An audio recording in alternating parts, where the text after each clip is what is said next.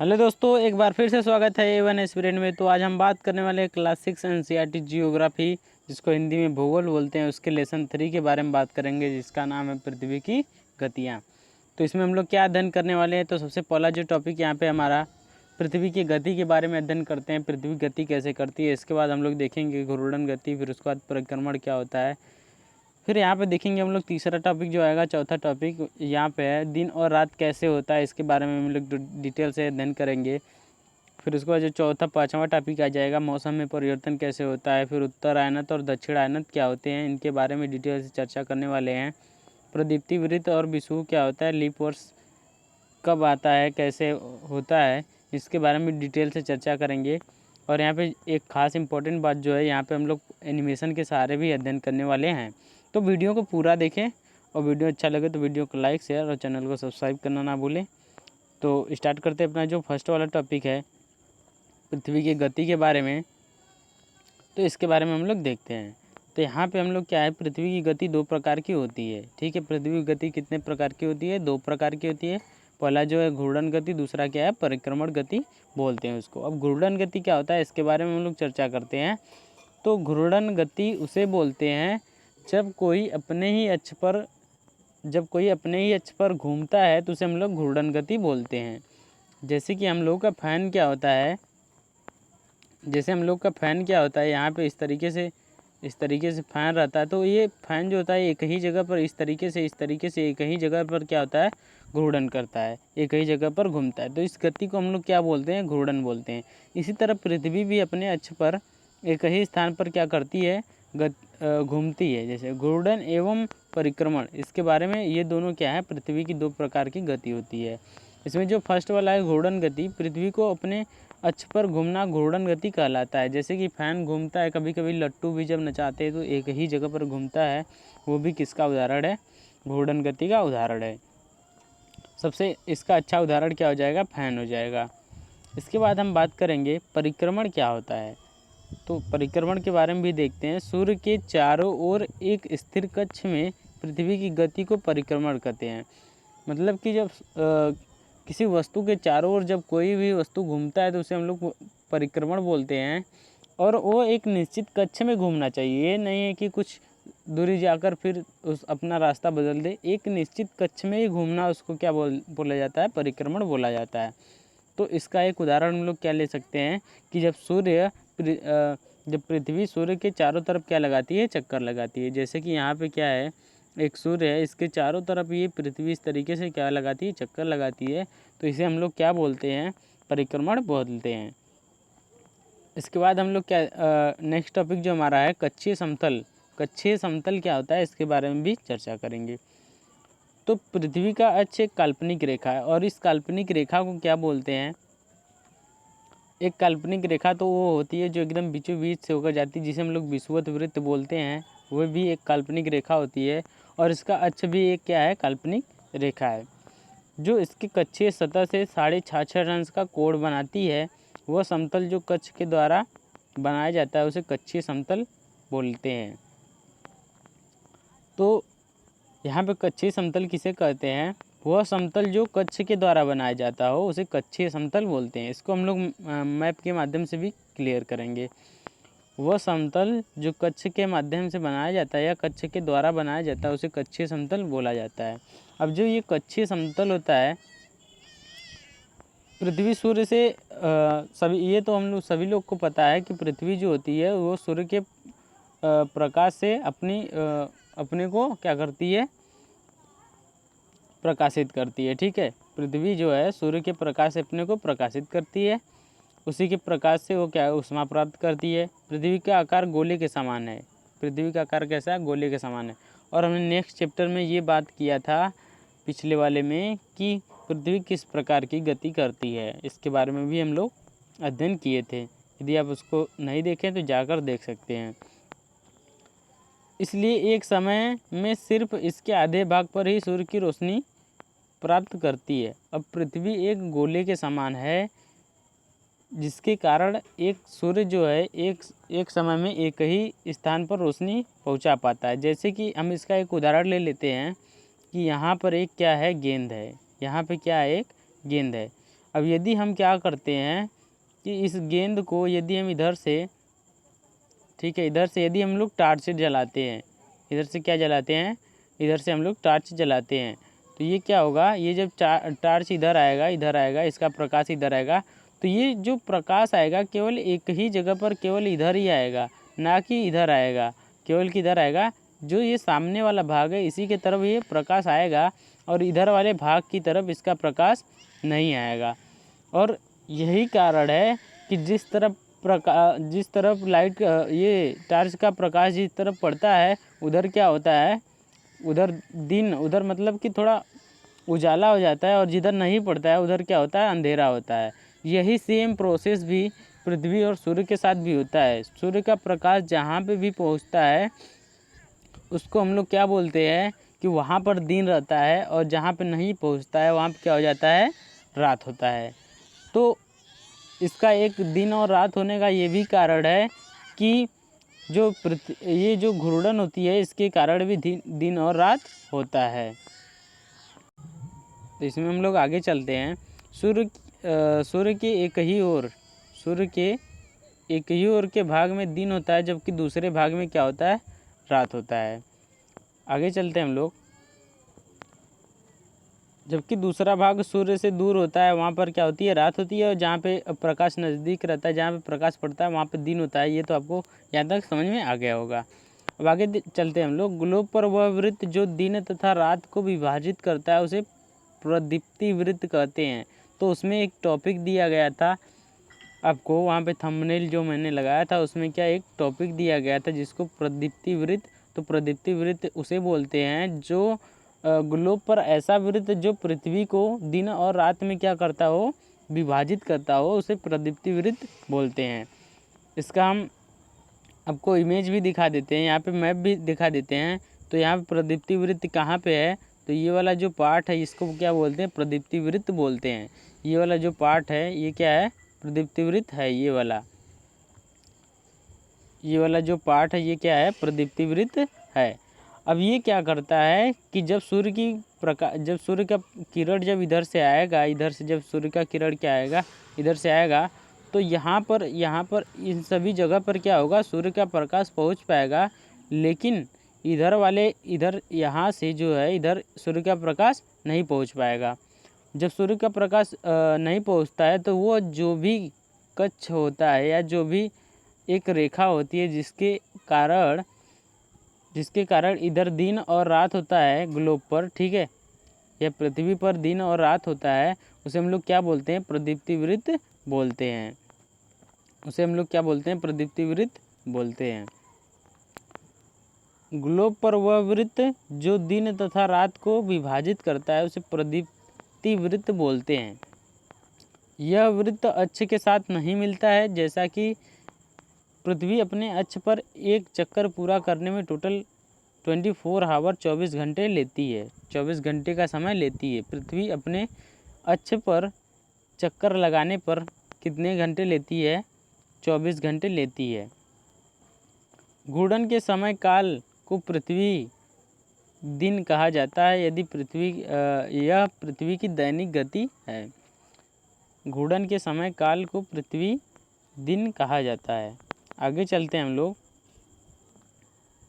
तो यहाँ पे आपको मैप में क्लियर होगा कि ये जो वृत्त है जिसके द्वारा दिन और रात होता है उसी को क्या बोलते हैं हम लोग, प्रदीप्ति वृत्त बोलते हैं। और इस मैप में भी आप क्या देख सकते हैं कि यहाँ पर जो है यहाँ पे क्या है, एक ये जो है विषुवत रेखा, ये क्या है, विषुवत वृत्त था, ये कर्क रेखा और ये मकर रेखा, इसको बोलते हैं कैप्रिक ऑफ कैंसर, इसको बोलते हैं कैप्रिक ऑफ कैप्रिक, ठीक है। इसके बाद हम लोग यहाँ पे क्या देखते हैं कि यहाँ पे जो पृथ्वी का कक्षीय समतल है, ठीक है, पृथ्वी का कक्षीय समतल जो कि अभी आगे आएगा, तो ये वाला पार्ट जो है पृथ्वी का कक्षीय समतल है, ये उत्तरी ध्रुव से 66.5 अंश का कोण बनाती है। ये उत्तरी ध्रुव से कितने का, 66.5 अंश का कोण बनाती है। इसके बाद जो ये है पृथ्वी के कक्षीय समतल पर लंब होता है, यहाँ पर ये उत्तरी ध्रुव और ये जो लंब होता है ये 23.5 अंश का इनके बीच कोण बनता है।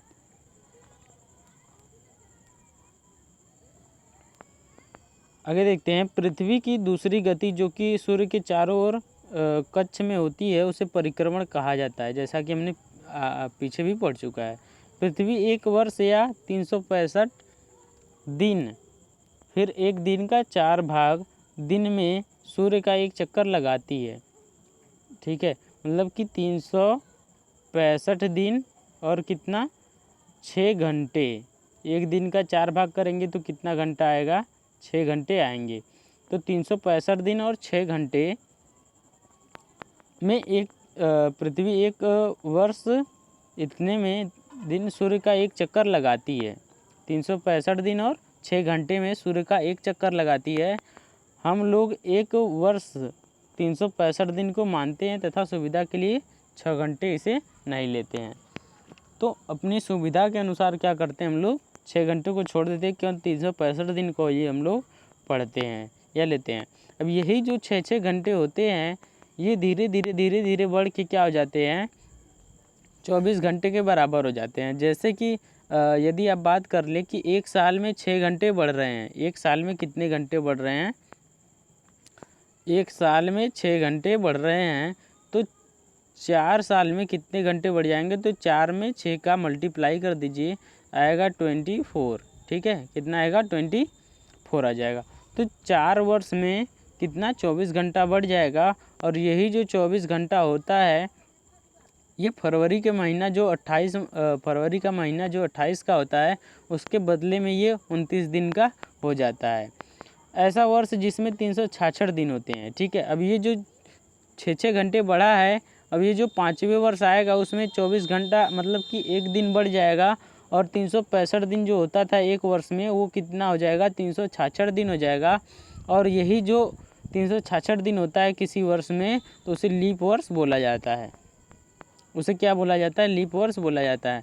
ऐसा वर्ष जिसमें 366 दिन होते हैं उसे क्या बोला जाता है, लीप वर्ष बोला जाता है।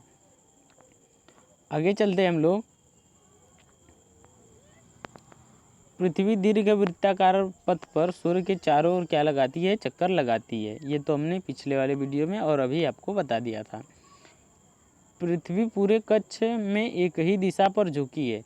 जैसा कि हमने बताया था 23.5 डिग्री पर क्या हुआ, पृथ्वी हमारा हमेशा झुकी हुई रहती है। एक वर्ष को गर्मी, अब एक वर्ष, ठीक है, यहाँ पे एक वर्ष जो होता है, अब इसमें कितने प्रकार के आएंगे ऋतुएं देखते हैं हम लोग।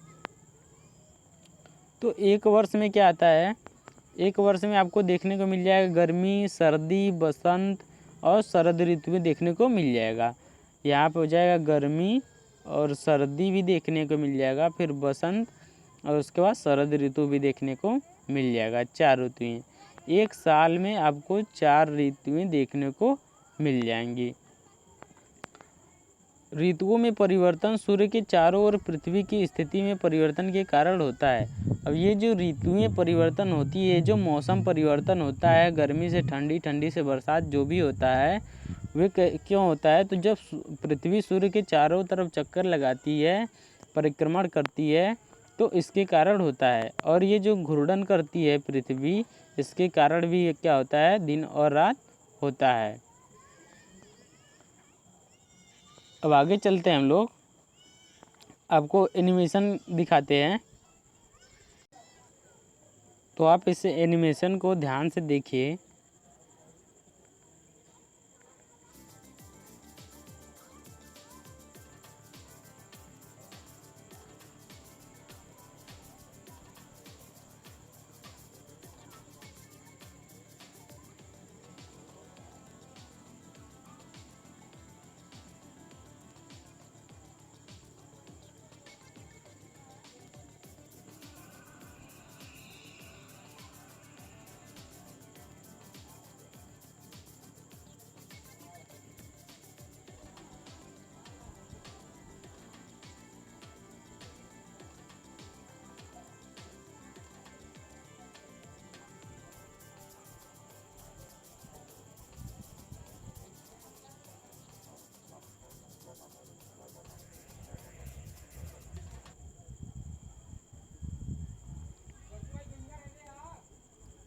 तो यहाँ पे आप क्या देख सकते हैं कि यहाँ पे जो पृथ्वी है ये भी क्या कर रही है, यहाँ पे जो पृथ्वी है ये भी घूर्णन कर रही है, ठीक है। इस तरीके से ये इस तरीके से घूर्णन कर रही है।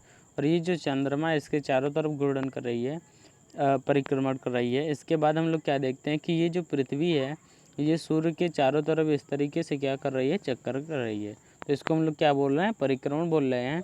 और अब देखिए ये जैसे कि ये सूर्य है, अब इस तरीके से अब इसका जो प्रकाश है मान लीजिए यहाँ पे पड़ रहा है, इसका प्रकाश इस तरीके से इधर पड़ रहा है।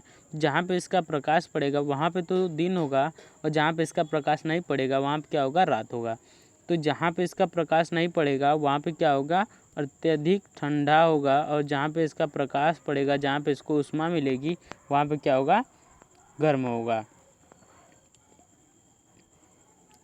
तो यहाँ पे जैसे कि यहाँ पे मान लीजिए कि ये क्या है, उत्तरी ध्रुव है ये यहाँ पे, ठीक है। तो यहाँ पे इस तरीके से पृथ्वी झुकी हुई है, इस तरीके से इसका अक्ष है। वास्तव में तो अक्ष नहीं होता है लेकिन यहाँ पे हो गया। तो यहाँ पे इसका प्रकाश यहाँ पे पड़ेगा तो इन सभी जगह पर क्या होगा, ऊष्मा प्राप्त होगा। लेकिन जो इसके पीछे वाला भाग है यहाँ पे तो इसको ऊष्मा नहीं प्राप्त होगा, तो यहाँ पे क्या होगा, ठंड होगा, ठीक है। यहाँ पे क्या होगा, ठंड होगा। तो उम्मीद करते हैं आपको ये एनिमेशन समझ में आया होगा।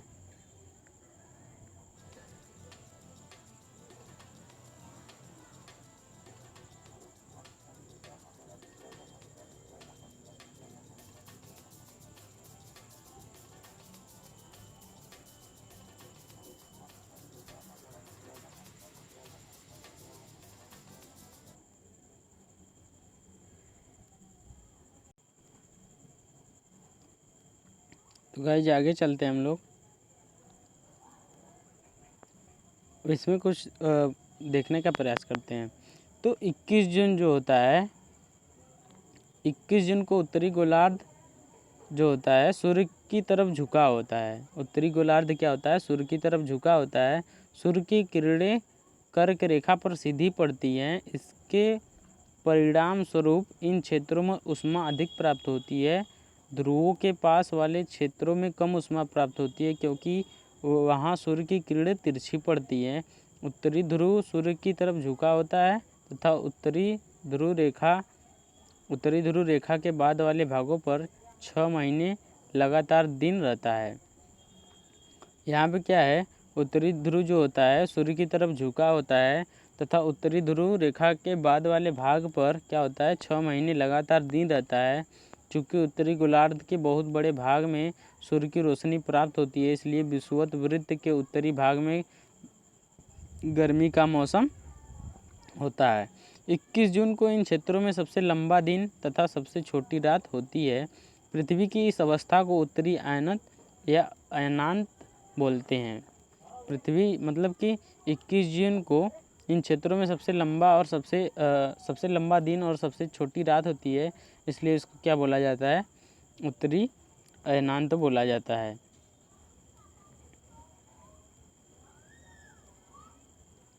तो यहाँ पे आप देख सकते हैं कि यहाँ से घूर्णन कर रही पृथ्वी, तो ये हो गया उत्तरी ध्रुव यहाँ पे, ठीक है। यहाँ पे क्या हो गया, ये उत्तरी ध्रुव हो गया। और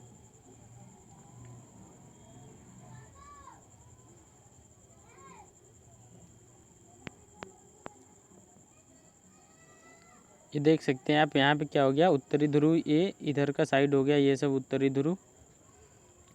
तो इधर प्रकाश क्या हो रहा है, अत्यधिक तीव्र गति से इधर देखिए ऊष्मा बहुत पड़ रहा है।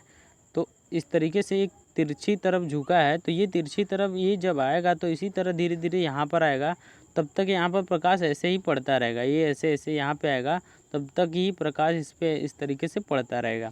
तो इस कारण यहाँ पे क्या होती है, 6 महीने का दिन होता है। इस कारण यहाँ पे क्या होती है, 6 महीने का दिन होता है। अब आप दक्षिणी गोलार्ध वाले भाग पर देख सकते हैं। तो यहाँ पे दक्षिणी गोलार्ध वाले भाग पर इधर वाले साइड पर इधर क्या है, इधर प्रकाश नहीं पहुँच पा रहा है, इधर प्रकाश नहीं पहुँच पा रहा है। और ये 21 जून को होता है। तो यहाँ पे क्या होती है, शीत होती है, ठीक है। यहाँ पे क्या होता है, ठंडी पड़ता है, यहाँ पे ठंडी पड़ता है। तो यहाँ पे जब प्रकाश तीव्र गति से आता है तो दक्षिणी गोलार्ध में इधर सूर्य का प्रकाश नहीं पहुँच पाता है, तो ये 21 जून को होता है और यहाँ पे क्या होता है, ठंडी पड़ता है। ठीक इसके विपरीत जो होता है 22 दिसंबर को, तो 22 दिसंबर को फिर इधर जब हम आते हैं तो ये दक्षिणी गोलार्ध में क्या होता है, जब ये ऐसे ऐसे घूमता है तो यहाँ पे दक्षिणी गोलार्ध इधर आ जाता है और दक्षिणी गोलार्ध पर सूर्य का प्रकाश बहुत ही तीव्र गति से पहुँच पाता है, जिसके कारण क्या होता है वहाँ पर ग्रीष्म ऋतु पाई जाती है और उत्तरी गोलार्ध में शीत ऋतु होती है। ये कब होता है, तो ये 22 दिसंबर को होता है और इसी के कारण इसको क्या बोला जाता है, दक्षिण अयनांत बोला जाता है। और बसंत जो होता है, बसंत ऋतु, ये 21 मार्च को जब उत्तरी ध्रुव और दक्षिणी ध्रुव होता है तो इनकी जो प्रकाश की किरणें होती है लगभग दोनों पर समान रूप से पड़ती है, जिसके कारण यहाँ पे क्या होता है, बसंत ऋतु होता है। इसके बाद हम लोग देखेंगे ये जो नीचे 23 सितंबर को है बसंत ऋतु यहाँ पे, तो यहाँ पे भी प्रकाश की जो किरणें हैं लगभग समान रूप से सभी जगह आती हैं।